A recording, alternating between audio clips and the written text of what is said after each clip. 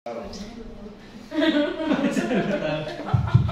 banget. Bismillahirrahmanirrahim. Assalamualaikum warahmatullahi wabarakatuh. Waalaikumsalam warahmatullahi wabarakatuh. Ya, sebelumnya perkenalkan, nama saya Al-Fatihatul Hayat.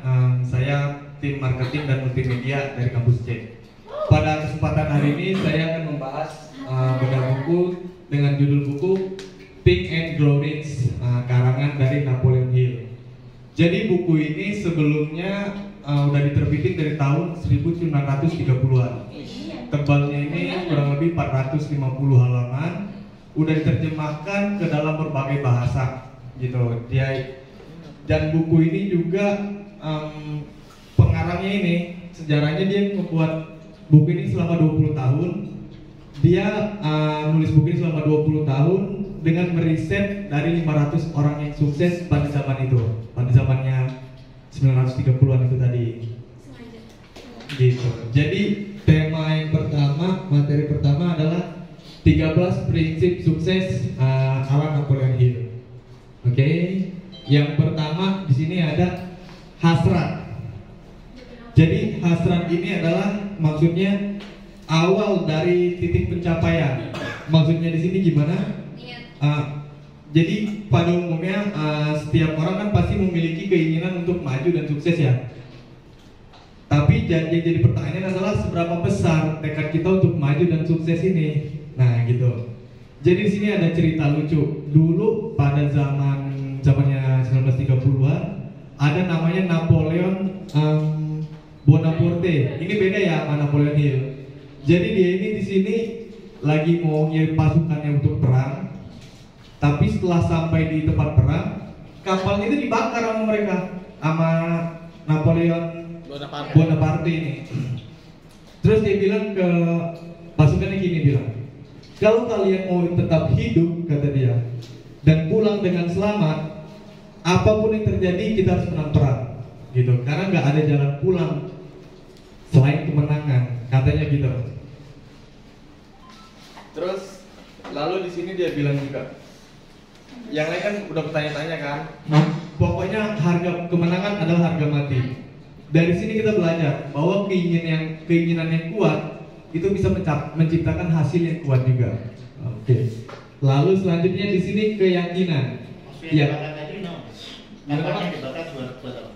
Jadi kapalnya dibakar untuk menimbulkan semangat pasukannya Pak, biar mereka menang perang gitu. Karena nggak ada jalan pulang lain, gitu.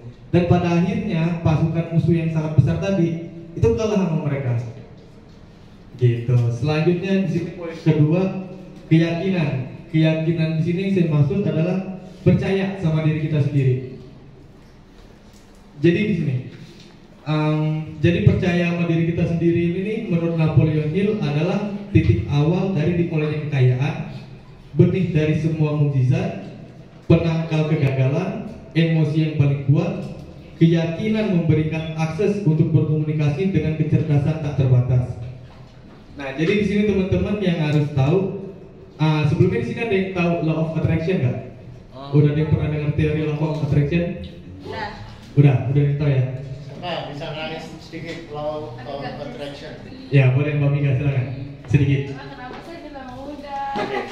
Apa itu law of attraction? Jadi, mau sampai gini boleh nggak? Boleh, silakan. Jadi dari yang saya tahu law of attraction itu adalah sebenarnya gimana ya, kayak itu kan hukum ya, hukum dari attraction itu kan kayak menarik. Jadi kalau misalnya kita jadi kita akan menarik apa yang kita percayai. Kayak misalnya di dalam alam bawah sadar kita tuh kita percaya bahwasannya kita akan sukses. Hal kecil aja deh, kayak misalnya gini. Kita lagi pergi kemana, terus kita kayak ngerasa akhirnya gue hari ini bakal sial nih, hari ini gue bakal sial. Itu tuh bakal benar-benar kejadian, kita hari itu bakal sial, entah kesandung lah, atau yang bawa motor entar motornya bannya bocor. Itu tuh karena apa yang kita percaya dari awal. Kalau misalnya kita memang pembawaannya udah bilang enggak kok, hari ini gue biasa aja, hari ini adalah hari baik gue bakalan baik-baik aja, hari ini bakal jadi hari baik, hari ini hari indah, itu pun akan balik lagi. Kayak itu bakal kejadian kita, hari itu bakal jadi hari baik, hari itu bakal jadi hari yang indah, bukan jadi hari yang buruk. Jadi kayak gitu kan, benar? Benar. Tepuk tangan. Ya, jadi kesimpulan dari law of attraction ini adalah hukum tarik menarik. Jadi apapun yang kita pikirkan, baik itu hal baik, hal buruk, lalu kita yakinin, itu yang akan terjadi. Jadi saya punya pengalaman sedikit tentang law of attraction, tapi dulu saya belum tahu tentang ilmu ini ya.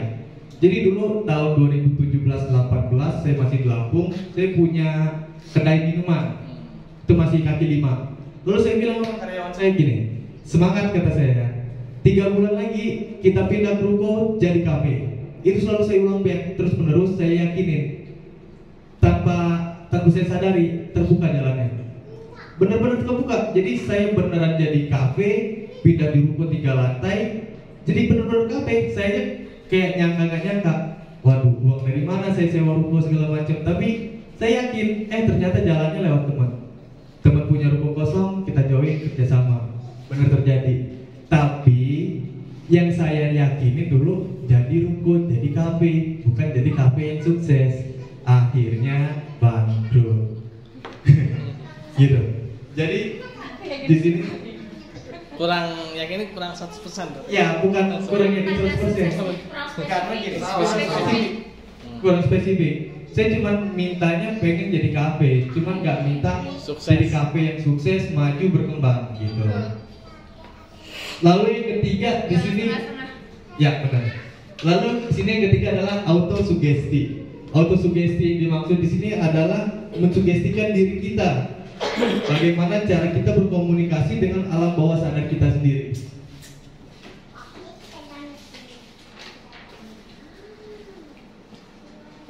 Gitu. Jadi di sini menurut Napoleon Hill, hanya orang miskin yang karena tidak pernah melatih bagaimana cara mereka bisa berkomunikasi dengan pikiran bawah sadar. Jadi banyak orang yang mengalami kegagalan karena diri mereka sendiri.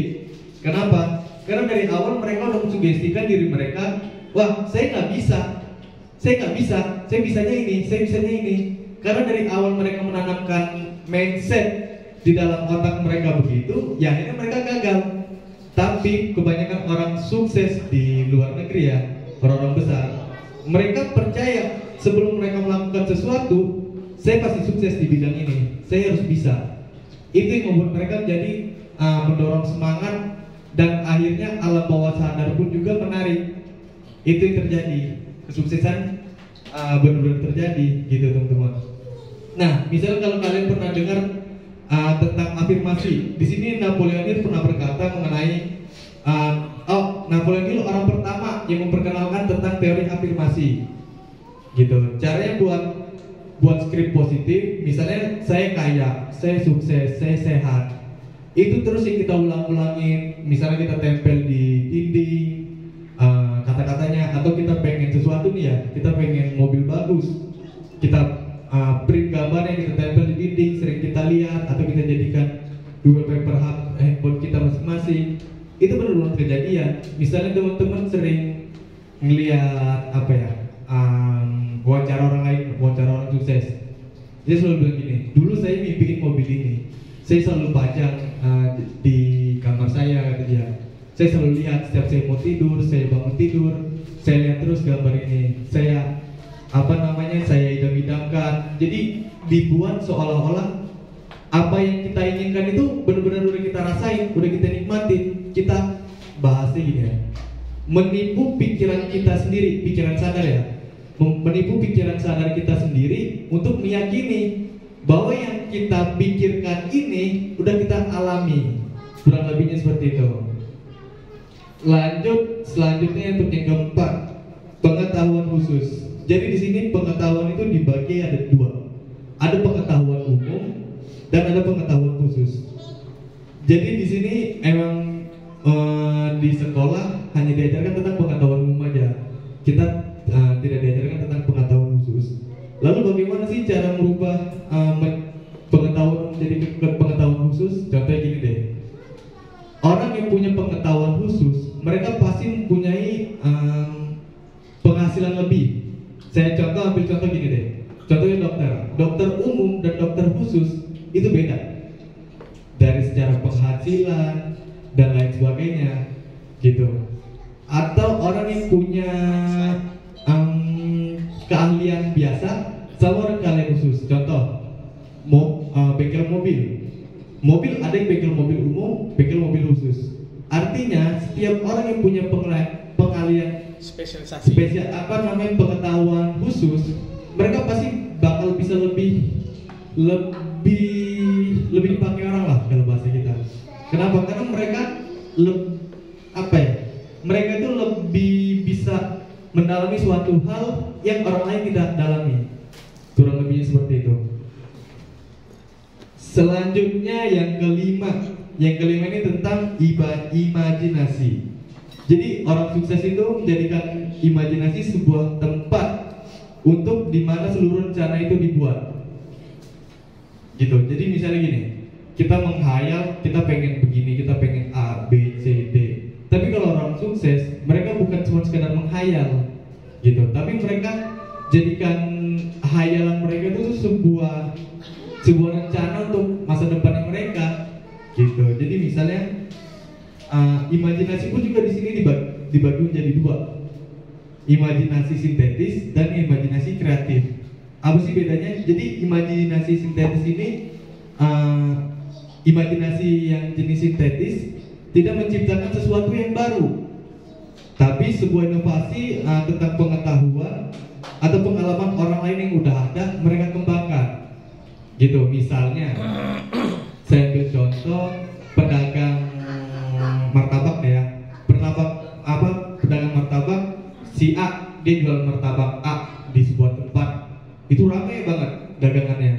Lalu saya ini dengan imajinasi sintetis saya lihat, wah ini berarti prospek ya, jual martabak banyak diminati orang lain. Akhirnya saya buka juga martabak versinya saya sendiri, mungkin dengan tambahan topping yang berbeda dan lain sebagainya. Itu namanya imajinasi sintetis. Lalu ada lagi yang namanya imajinasi kreatif. Ini kebalikannya dari sintetis.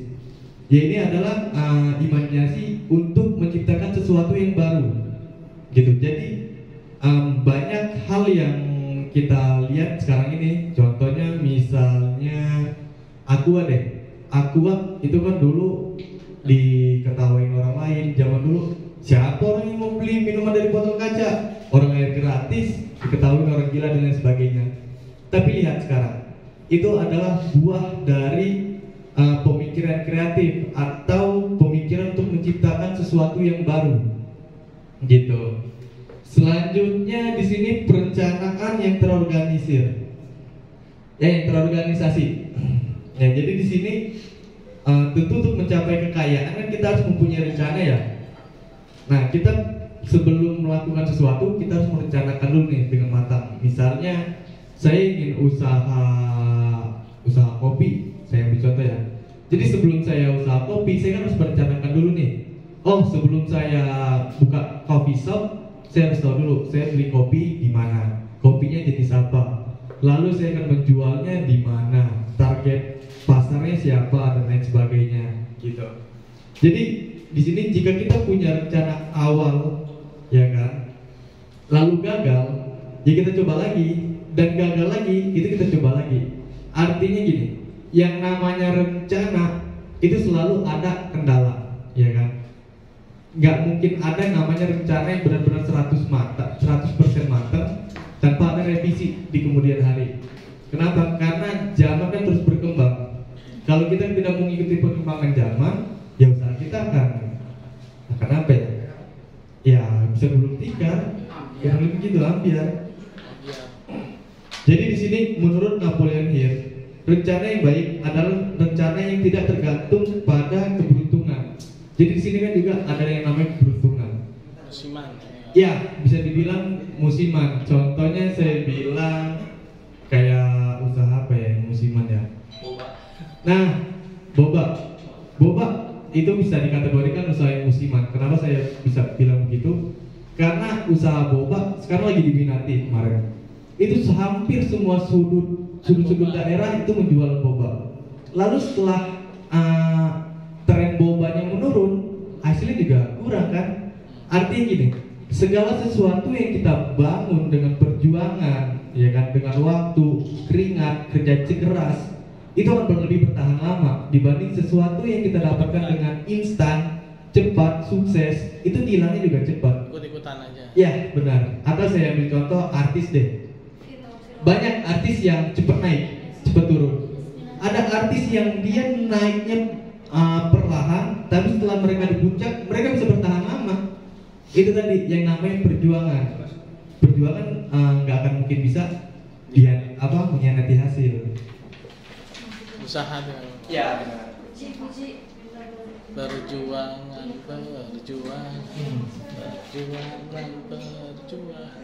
Jadi Lucu ya, Mas.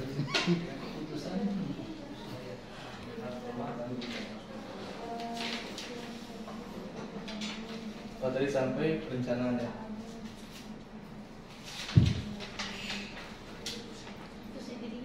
Ya, selanjutnya di sini adalah keputusan. Jadi menurut Napoleon Hill ya, orang yang memiliki kebiasaan mengambil keputusan dengan cepat dan tidak tergesa-gesa. Ini adalah orang yang baik untuk menjalankan suatu usaha. Banyak orang yang sukses, mereka menerapkan prinsip ini. Dia tipe orang yang cepat mengambil keputusan, tapi tidak tergesa-gesa untuk merubah keputusan. Tapi untuk orang-orang yang tidak sukses, mereka kebiasaan berbanding kebalik. Mereka punya kebiasaan lambat dalam mengambil keputusan, tapi tergesa-gesa untuk merubah keputusan.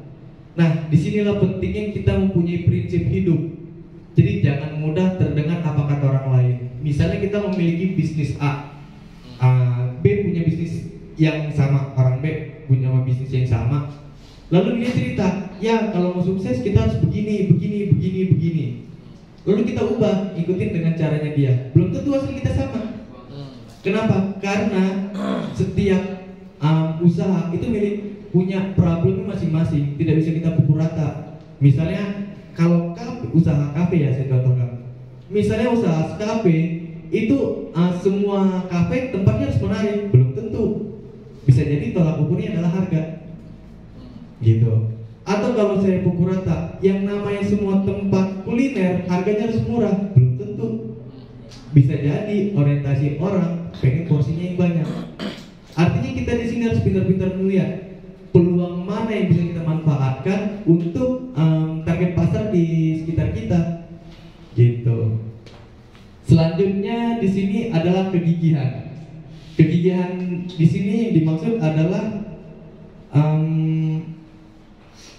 upaya berkelanjutan yang diperlukan untuk membangkitkan keyakinan. Jadi gini teman-teman, menginginkan aja itu gak cukup untuk kita mendapat kekayaan. Kalau kita bilang ingin, semua orang ingin kaya, ya kan? Tapi kan di sini yang membedakan adalah kegigihan orang tersebut. Setiap orang pasti pengen kaya, cuma usahanya yang berbeda-beda, jalannya yang berbeda-beda, gitu. Jadi kita untuk maju, untuk sukses, kita harus punya kaki yang kuat, jangan mengandalkan orang lain, gitu. Jadi di sini misal menurut Napoleon Hill, kita harus menjadikan itu sebuah obsesi dan memiliki rencana yang pasti dan menompang rencana itu dengan kegigihan. Karena kegigihan tidak mengenal kegagalan, miliki mental yang pantang menyerah, gitu. Artinya gini, untuk orang-orang yang gigih dijamin dia pasti sukses. Cuma versi kesuksesan setiap orang beda-beda. Kita tidak bisa pukul rata arti kesuksesan setiap orang, ya kan? Misalnya kalau teman-teman nanya saya, suksesnya saya ini apa sih? Misalnya saya bilang saya punya uang 10 triliun, punya rumah bagus dan lain sebagainya. Saya tanya sama orang yang maaf di pinggir jalan, definisi sukses kamu apa? Saya tanya. Dia mungkin pengen bilang, ya saya hidup layak, punya tempat tinggal, udah cukup. Dia udah merasa sukses. Artinya kesuksesan setiap orang itu nggak bisa dipukul rata. Selanjutnya kekuatan mastermind. Nah, di sini mungkin teman-teman pada bingung ya, mastermind itu apa? Kekuatan pikiran. Jadi ya, mastermind ini adalah kekuatan mengotak-otakkan pikiran. Maksudnya di sini adalah menggabungkan kekuatan ekonomi, pengetahuan, kekuatan pikiran, mengelilingi diri kita dengan masukan dan saran dari orang lain, gitu. Contohnya, saya ambil contoh di sini Andrew George Lee. Jadi dia ini seorang pengusaha baja. Tapi lucunya dia seorang pengusaha baja, dia nggak ngerti tentang baja. Gimana? Nah, disinilah pentingnya yang namanya kekuatan mastermind. Jadi kekuatan mastermind itu kita harus bisa menarik orang lain yang ahli di bidangnya untuk mau bekerja sama sama kita. Banyak orang-orang besar di dunia yang bisa dikatakan dia penemu A, penemu B, padahal aslinya bukan dia yang penemu. Seperti Microsoft dan lain sebagainya. Aslinya bukan mereka yang menemukannya banget, ada lagi. Cuman karena mereka sebagai pelopor dan lain sebagainya, atau mereka yang mendanai dan lain sebagainya, itu. Jadi artinya kita mastermind ini harus bisa mengelilingi diri kita dengan orang-orang yang satu pemikiran, satu frekuensi sama kita, gitu. Jadi kehebatan dari kekuatan mastermind ini untuk mengumpulkan orang-orang yang ahli di bidangnya dan mau bekerja sama sama kita, gitu teman-teman. Lalu di sini seksualitas. Saya juga di sini kurang tahu ya kenapa Napoleon Hill menyamakan seksualitas, karisma dengan seksualitas. Tapi intinya di bab ini Napoleon menyampaikan karisma, gairah, dan antusiasme itu adalah elemen yang sangat penting dalam kesuksesan. Selanjutnya di sini pikiran bawah sadar. Nah, jadi kita nggak bisa nih menggantikan pikiran bawah sadar kita sepenuhnya, tapi kita bisa menugasi alam pikiran bawah sadar kita untuk tujuan yang kita inginkan. Misal gini, kita menugaskan pikiran alam bawah sadar kita yang saya bilang awal tadi, menipu pikiran alam bawah sadar kita sendiri bahwa saya ingin maju, saya ingin sukses, atau misalnya dapat tugas dari pimpinan atau dari atasan ya, kamu tolong buat A, buat B, lakukan A, lakukan C. Sebenarnya kita nggak mampu nih, tapi kalau kita dari awal langsung ngangkat, maaf Pak, saya tidak bisa, sampai kapanpun kita nggak akan bisa. Tapi kalau misalnya setiap tugas baru kita yang diberikan kepada kita bilang, ya Pak, insya Allah saya siap bisa mau belajar, insya Allah nanti akan bisa, gitu. Kenapa? Karena dari awal kita udah memprogram otak kita itu untuk selalu bisa mengerjakan hal-hal baru, gitu teman-teman. Nah, jadi di sini jadi di sini, nah melalui pikiran alam bawah sadar kita juga sebagai penyalur doa-doa kita. Artinya rasa takut akan kemiskinan untuk mempengaruhi alam bawah sadar kita itu jauh berbuang.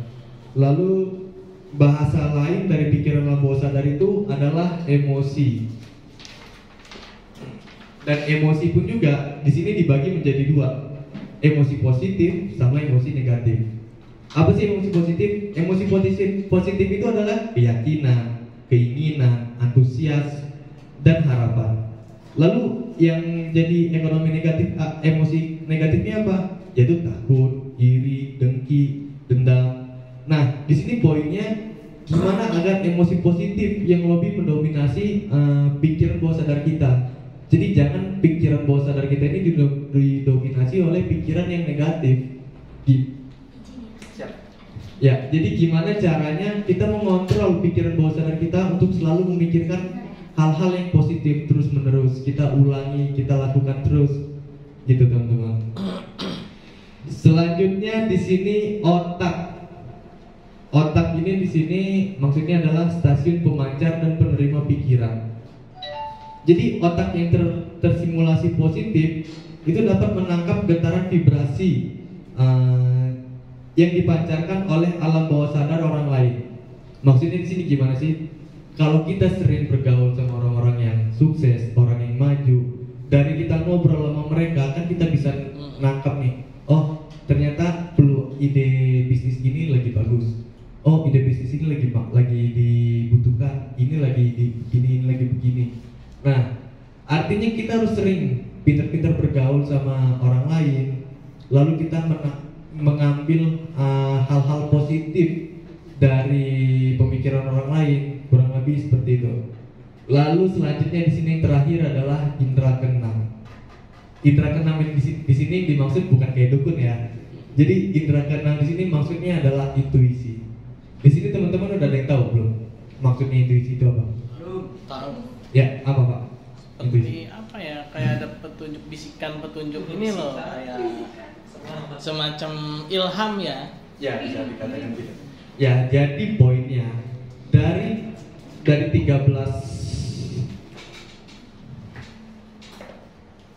prinsip sukses ala Napoleon Hill, puncaknya adalah di indera keenam atau intuisi.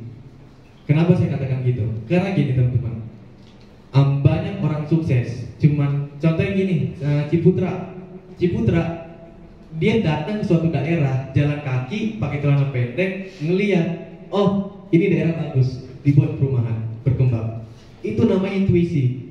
Intuisi itu sekarang udah bisa dipelajari, ada teorinya. Tapi orang-orang dulu yang belum mengerti tentang teori-teori yang begini, kenapa bisa sukses? Itu karena mereka sudah membuka 12 kiat sukses tadi. Lalu hasilnya adalah yang ke-13. Yang ke-13-nya adalah indera keenam atau intuisi.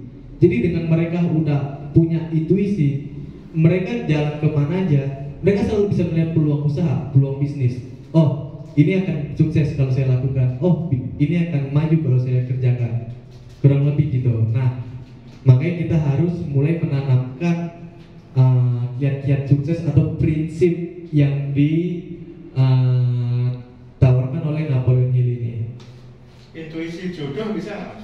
Intuisi jodoh Bisa. bisa Pak. Tiap hari ketemu. Bisa Pak. Intuisi jodoh. Tiap Mungkin hari. dengan pengalaman buruk ya.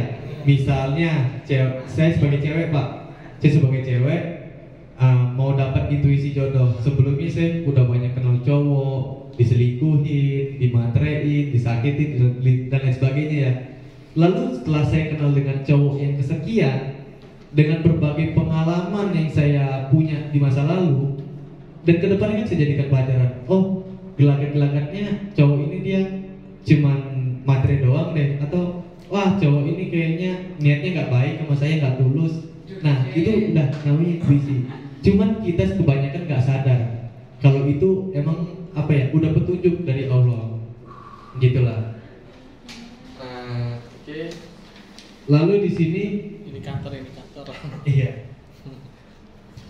ya di sini, Variabel A. ya jadi di sini orang wajib menyadari bahwa semua yang berhasil mengumpulkan kekayaan dalam jumlah besar, mulai dengan memimpikan, mengharapkan, mengandalkan, menghasratkan dan merencanakannya sebelum memperoleh uang mereka. Artinya di sini yang saya maksud tadi, ini menurut kesimpulan saya, sebelum kita memikirkan sesuatu, kita merasakannya dulu. Misalnya, saya merasain lagi duduk di mobil mewah, mobil mahal atau mobil sport dan lain sebagainya. Saya bayangin, saya jadikan mobil itu wallpaper di handphone saya dan lain sebagainya. Percaya itu nanti bakal kejadian. Karena berdasarkan pengalaman saya dulu, karena kita belum tahu ilmu ini dan ini nggak diajarin, jadi kita ketinggalan lah dari orang-orang luar gitu. Dan orang luar yang saya pernah baca, tapi ini mungkin agak sedikit berbau konspirasi ya. Jadi sekte-sekte kayak Rothschild, Rockefeller dan lain sebagainya, dari kecil mereka itu udah menanamkan ilmu-ilmu ini ke anak-anak mereka, gitu. Jadi mereka punya sekolah khusus mempelajari hal-hal yang begini. Sekolah kepemimpinan. Nah, bisa dikatakan seperti itu. Ini agak gimana gitu. Memang itu. Lalu selanjutnya langkah-langkah praktis untuk meraih kesuksesan. Jadi di sini langkah untuk kemauan dan keyakinan adalah formula penting untuk menggapai kesuksesan. Itu ada 4 indikatornya. Yang pertama, percaya. Kita harus percaya kalau kita akan sukses, ya kan? Kalau kita sendiri nggak percaya, gimana kita mau sukses? Gitu. Selanjutnya sadar bahwa yang kita lakukan itu semua ada prosesnya, jalannya, nggak semata-mata langsung terjadi, ya kan? Selanjutnya di sini fokus sama tujuan kita. Kalau emang tujuan kita, orientasi kita adalah mencari kesuksesan, ya kita harus fokus gitu. Jangan karena satu, misalnya orang tua, pacar, teman, misalnya gini, kamu nggak boleh kerja di sini, kamu harusnya kuliah di sini dan lain sebagainya. Atau karena faktor teman, karena saya dekat sama dia, saya mau kuliah sama dia aja. Itu kita nggak bisa. Kita harus fokus terhadap tujuan kita, gitu. Atau terpengaruh oleh orang lain, kita nggak bisa. Lalu yang selanjutnya berbuat baik.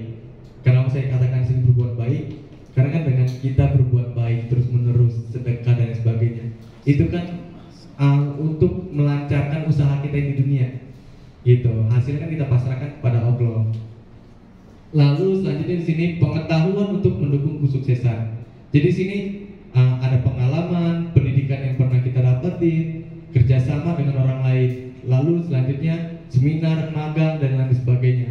Kalau di sini untuk ya mungkin semuanya udah pada paham ya kan, pengalaman kita sebelumnya dari kegagalan kita, terus dari pendidikan yang udah kita dapat, yang kita diajarin di sekolah-sekolah, lalu dari kerjasama sama teman dan lain sebagainya. Kita semua kan udah bisa mendukung untuk kesuksesan kita. Lalu di sini langkah-langkah praktis untuk meraih kesuksesan dan kekayaan. Yang pertama, perencanaan. Jadi di sini pertamanya adalah bangunlah relasi dengan banyak orang. Yang kedua, ukur diri apa yang bisa ditawarkan sebagai kompensasi dari kerjasama Anda dengan mereka. Yang ketiga, diskusikan perencanaan dengan kelompok atau ahli. Yang keempat, bangun kelarasan dan kerjasama berpikir antara Anda dan kelompok. Kalau untuk perencanaan di sini, berdasarkan pengalaman saya pribadi, saya sekarang kurang untuk bekerja sama orang, karena saya udah kena tipu berapa kali. Dari dulu saya usaha kaos kaki retail, saya kena tipu. Lalu usaha kaos kaki, saya kena tipu. Usaha kafe, saya juga nggak jujur. Lalu yang selanjutnya ketiga terakhir usaha showroom mobil, saya juga kena tipu oleh teman sendiri. Jadi kalau saya lebih menyarankan untuk ngebangun diri kita sendiri, gitu, jangan tergantung sama orang lain. Selanjutnya di sini adalah indera keenam. Kalau menurut Napoleon Hill, di sini takut akan kemiskinan, takut kritik, takut keadaan yang buruk, takut kehilangan cinta, takut usia tua, dan takut kematian. Nah, ini harus kita buang jauh-jauh rasa takut. Kenapa? Karena kita harus yakin terhadap diri kita sendiri, gitu. Nah, di sini kesimpulan. Jadi kesimpulannya adalah kunci sukses ada di tangan kita sendiri. Kitalah penentu kesuksesan hidup kita, ya kan? Sinergi kemajuan dan keyakinan yang kokoh adalah fondasi terbentuknya jiwa-jiwa manusia yang sukses.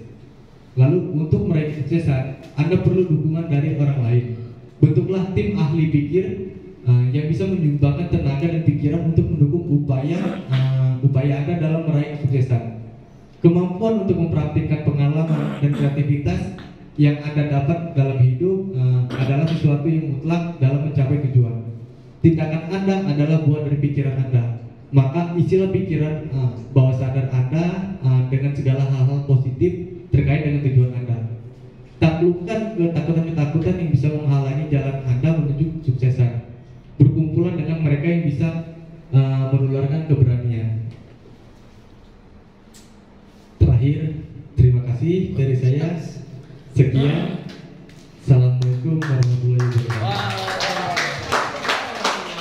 Mungkin di sini saya buka sesi pertanyaan ya kali ya, tanya jawab ya. Di sini teman-teman diskusi ya Bang. Jadi teman-teman ada yang mau bertanya nggak tentang 13 prinsip ini? Kalau ada yang masih ragu atau gimana? Ya silakan Pak Asri. Iya. Kayak speaker. Ya. Assalamualaikum warahmatullahi wabarakatuh. Waalaikumsalam. Ya, bagus sekali ya materinya ya mengenai Napoleon Hill ini ya. Sebenarnya sini saya nggak mau menanyakan tapi mungkin diskusi ya. Kalau saya lihat ya ini sebenarnya ada semua ya dalam Islam ya. Dimulai dari yang pertama tadi ya. Coba minta tolong Mas Alfa yang pertama itu ya. Ya. Nah kayak hasrat itu kan dalam dalam Islam itu kan memang harus ada hasrat ya, ada keinginan gitu ya. Ada giroh gitu ya. semangat gitu kan untuk mencapai pencapaian, niat yang kuat gitu kan. Nah, terutama dalam segala sesuatu itu dalam aspek ibadah kan. Lalu keyakinan. Nah, keyakinan ini tadi kan apa, ketika kita awal misalnya pagi-pagi ini kita udah ngerasa aduh kayak hari ini saya sial nih. Nah, itu ternyata ada hadisnya ya. Itu hadis qudsi ya. Itu Allah Subhanahu wa taala itu berfirman dalam hadis qudsi, "Aku tergantung prasangka hambaku." Ya. Jadi kalau misalkan kita udah bayangan udah jelek aja udah jelek gitu. Ya. Karena Allah itu sudah berfirman dalam hadis qudsi itu, "Aku tergantung pada prasangka hambaku." Jadi kalau kita udah prasangkanya udah buruk ya buruk gitu kan. Karena itulah yang Allah ini kan berikan gitu kan. Putus. Ya, terus auto sugesti ya.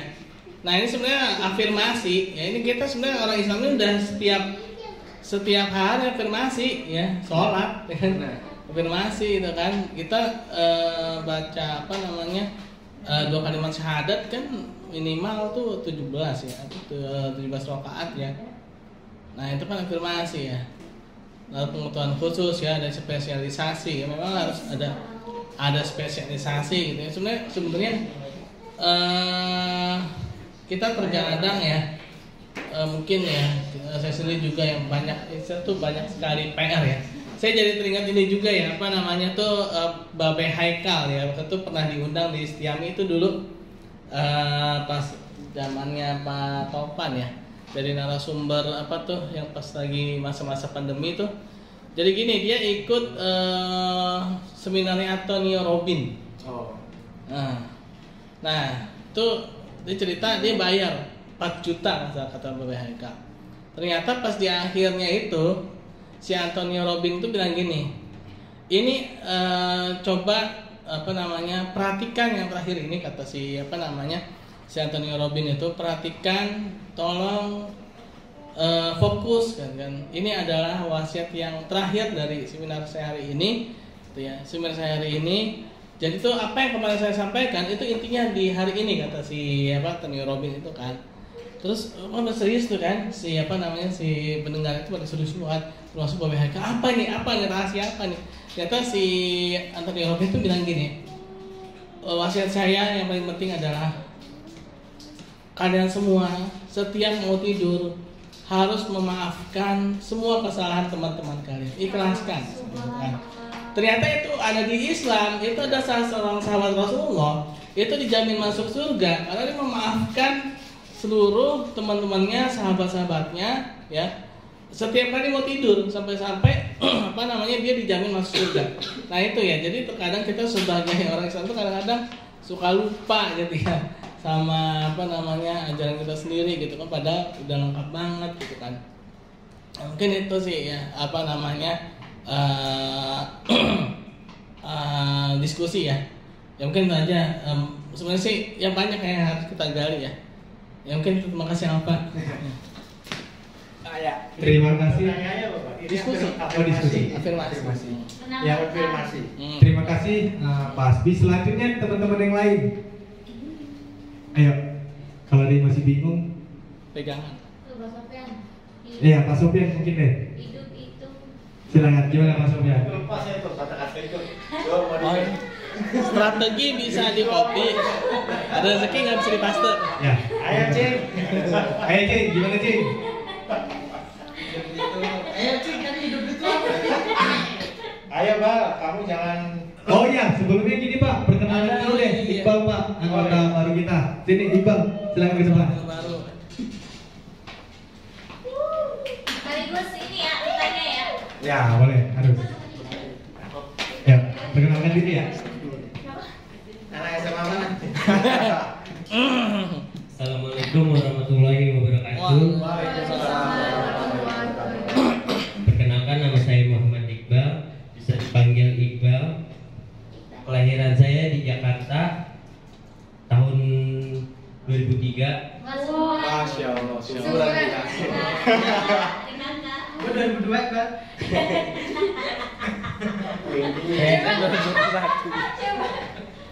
Coba bersanding.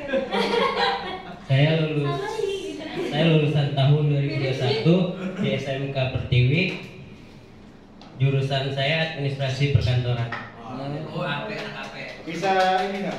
Ngetik Word sudah bisa? Hah? Word.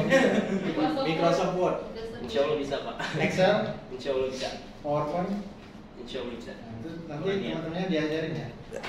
Mana saya minta ajarin Pak. Oh, Belajar Pak gitu.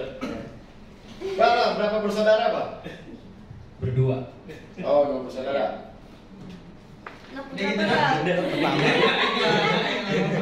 Ya. Terima kasih Pak. Kali ini nah jadi kuliah ya? Udah kuliah.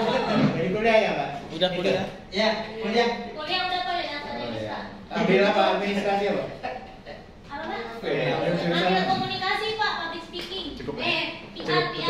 Public relation. Mau lanjut apa tutup? Ayo yang lain. Ayo, yang lain lagi yuk. Siapa lagi yang mau bertanya yuk? Ada diskusi deh. Diskusi. Ya, Mbak Nika silakan Mbak. Tadi apa bukunya bagus banget ya yang sudah disampaikan oleh Mas Alfa ini, dirangkum lah oleh Mas Alfa. Itu tuh kayak mapping live itu di situ semua ada lah ya. Nah ini saya mau tanyakan, tadi kan ada namanya hasrat ataupun tekad yang kuat ya. Ya. Nah bagaimana caranya kita mengatasi di saat kita patah semangat gitu.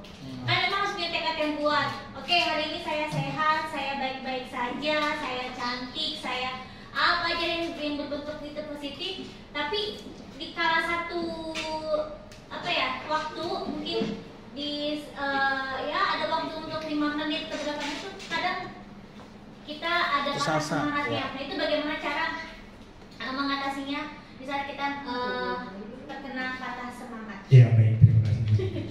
Jadi hal pertama untuk membuat kita semakin kuat dan tidak gampang goyah itu dengan motivasi, Pak. Jadi dengan memotivasi diri kita terus menerus, insya Allah hal-hal yang pikiran buruk mengganggu alam bawah sadar kita itu akan hilang. Kenapa? Karena lebih kuat hal-hal positif. Misalnya kita memotivasi diri kita gini, saya harus cantik, saya harus langsing, saya harus jadi orang sukses.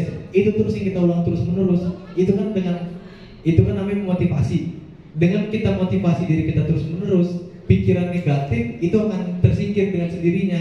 Kenapa? Karena otak kita itu lebih dominan diisi dengan hal-hal yang positif. Kurang lebih seperti itu, Pak. Jadi waktu patah semangat kita ngapain tadi? Mikirin Lebih arahnya ke memotivasi diri kita terus. Memotivasi lagi, dimotivasi lagi. Jadi gini, jangan saya pengen badan bagus, saya pengen langsing, tapi tiap malam makan bakso, makan ini, makan itu, ya nggak bisa, gitu. Jadi artinya gini, motivasi, ya kan? Motivasi harus diiringi dengan proses yang benar juga, gitu. Jadi kalau misalnya kita bilang saya pengen langsing, saya pengen body bagus, tapi prosesnya salah, ya hasilnya nggak akan ketemu juga. Minum ramen. Asik. Ayo selanjutnya siapa lagi nih? Dari tadi gimana? Udah cukup Pak? Oke, selanjutnya ada lagi nggak nih? Revisi itu hidup itu. hidup itu mudah. Yang susah? Yang sulit itu pikiran. Cara menghadapi istri. Oh, cara menghadapi kalau pintu kamar dikunci lihat apa Sofia? Aduh. Oh, cara yang satu Pak. Cari kunci Cara yang satu kalau pintu kamar dikunci Pak. Tapi jangan dari luar gitu. Gini, kayak saya Pak, karena saya sering bercanda istri saya gini, ngeliat dia capek kan di rumah, di dapur ya kan masak segala macam. Saya bilang, yang kamu capek nggak? Capek kata dia. Aku ada solusi deh buat kamu, biar kamu nggak capek. Apa? Aku cari temen ya, kata gue. Kata saya gitu. Hah? Temen kamu saya gimana? Jadi bisa bagi-bagi tugas. Yang satu masak, yang satu nyuci, saya.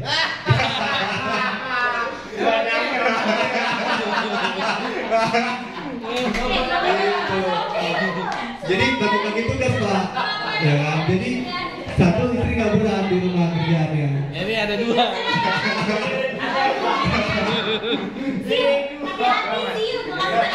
Pak, rekam loh. Gak apa-apa, aman. Gitu Pak.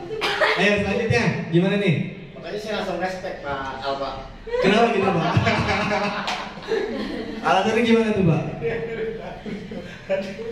Hidup itu ada sih. Hidup itu adalah. Ya, gimana? Cukup Pak? Kita tutup. Ada lagi nggak? Coba Pak Sofyan. Nah, sini, Cing, ke depan Cing, depan dulu. Ayo deh, depan dulu. Ayo sini Cing. Ya, saya persilakan. Gimana nih? Pak Sofyan coba dari yang ditampilkan tadi itu diterapkan dalam kehidupannya Pak Sofyan apa? Contohnya apa? Dari temen. Itu tadi loh. Ada catatan ini Pak. Jangan nyontek. Lah nggak apa-apa dia bercanda. Oh ya, catat. Misalnya apa? Nyari temen. Kan bisa aja kan Pak Sofyan misalnya. Gaya banget lagi ya Pak. pengen ini apa habis Punya temen. ya bisa aja diterapkan dalam sebenarnya nggak hanya Pak Sofyan ya.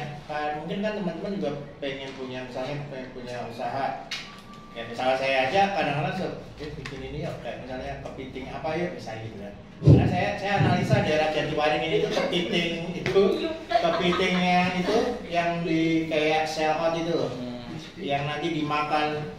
Oh enggak, sell out yang tadi dimakan di ini nama jagung sama ini gitu ya. Sell out apa? Jadi ada kepiting, ada kerang, ada itu kan sebenarnya bukan nanti diiniin ya di meja ditaruh ini kita makan itu. Jadi biasanya sama jagung sama itu gitu kan. Terang gitu. Ya terang gitu kan. Itu kan sebenarnya per wilayah itu sebenarnya ada zona-zonanya yang kalau saya lihat daerah saya itu belum. Nah, misalnya saya tuh pengen usaha itu gitu.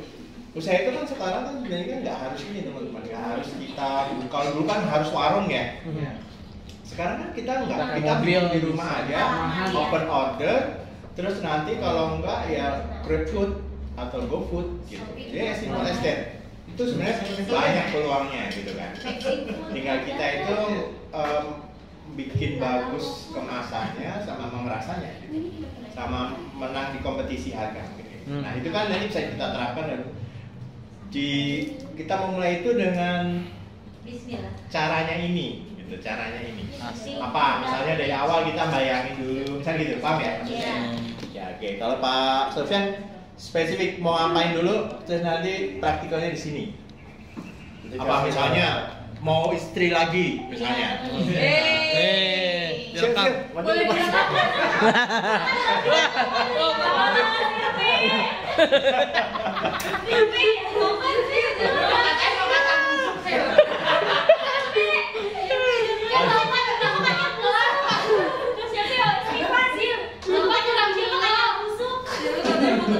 Silvi yang minum kelapa itu.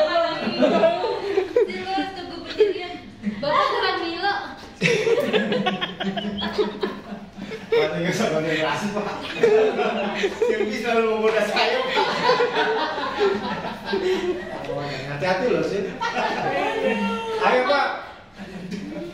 Silvi Ya, silakan Pak. Sini Pak. Pak Sofyan. biasanya kalau tanya Silvi itu dipindah ke Depok Pak.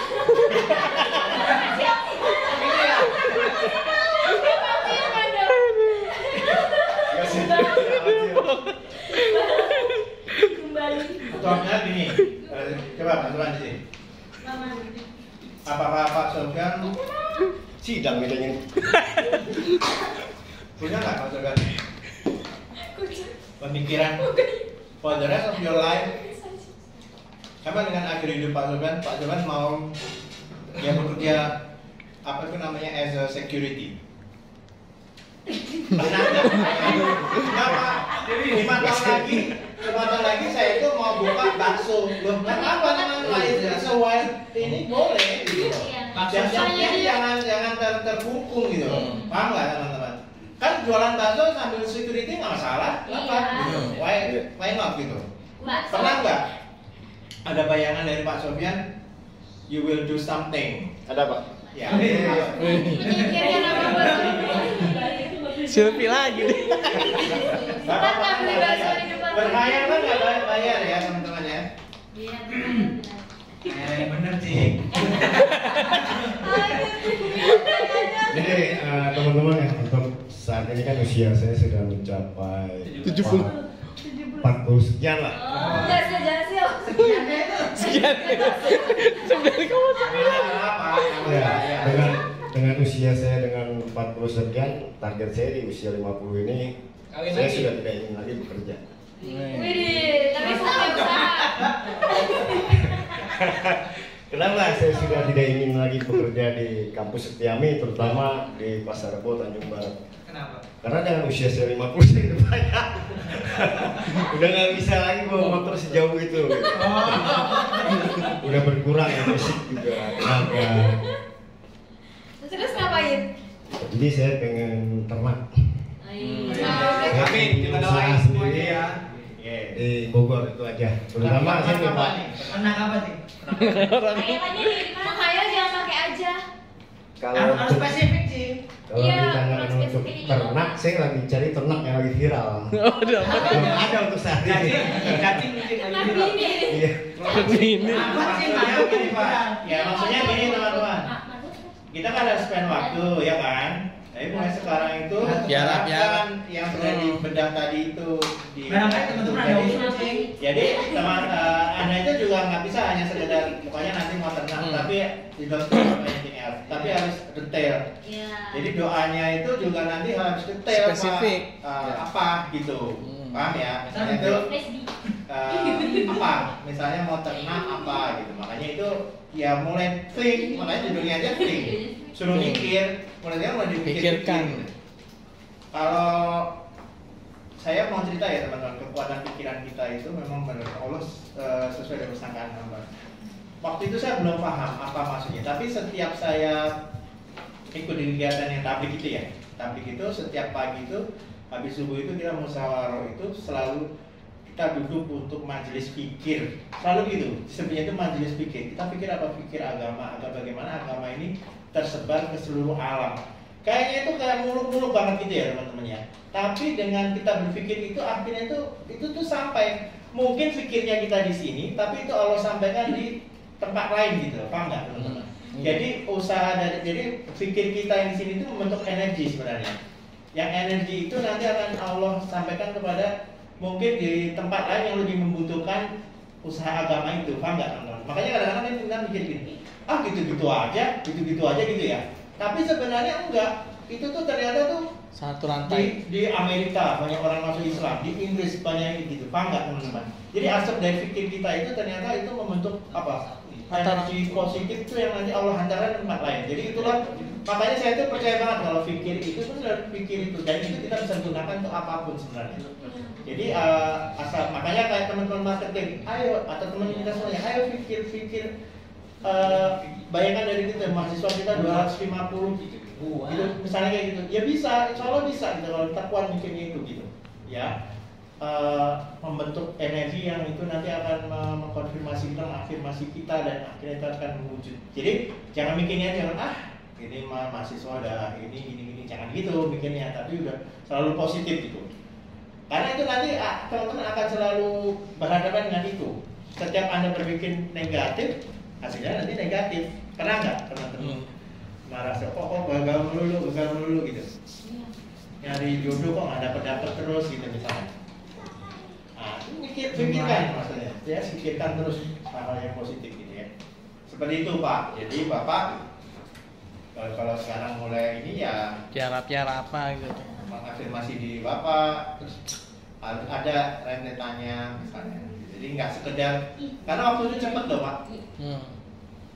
In a blink of eye tiba-tiba Bapak udah 50 misalnya kayak gitu. Jadi harus ada tahapan-tahapan yang Bapak harus lakukan gitu. Kita udah 51. Ya tahun-tahun ya. Artinya maksudnya bukan hilangan numbersnya ya, tapi kayak kalau nanti sebenarnya itu waktu itu emang jebakan teman-teman ya. Tiba-tiba aja kok saya udah 26, tiba-tiba saja kok saya udah 27 gitu. Padahal kayaknya baru aja kemarin saya 23, kayak merasa kayak gitu. Tapi tiba-tiba ada ini, nah makanya itu gunakan waktu itu nggak, ya kita tinggal gimana kita gunain waktu itu gitu, ya. Seperti itu, Pak, ya. Ada lagi yang lainnya? Enggak, ada yang mau nyalain nggak? Jadi gimana tadi Pak Sofyan? Dikit. Pak Sofyan, tolong itu ada mahasiswa ambilin atau suruh kasih Ke atas ya. Ya baik, terima kasih untuk Pak Sofyan dan Pak Sawan. Sama, saya juga sama berpikiran dengan Pak Sofyan. Jadi saya menargetkan maksimal saya umur 35, saya harus sudah mencapai freedom finansial. Gitu, saya udah mau tinggal di Bali, duduk tiduran di pinggir pantai, nikmati hidup dan lain sebagainya. Gitu, saya udah gak mau kerja lagi. Nah, gitu. Ya, ya baik, mungkin sekian dari saya. Kalau ada kurang kata dan lain sebagainya, saya mohon maaf. Wassalamualaikum warahmatullahi wabarakatuh.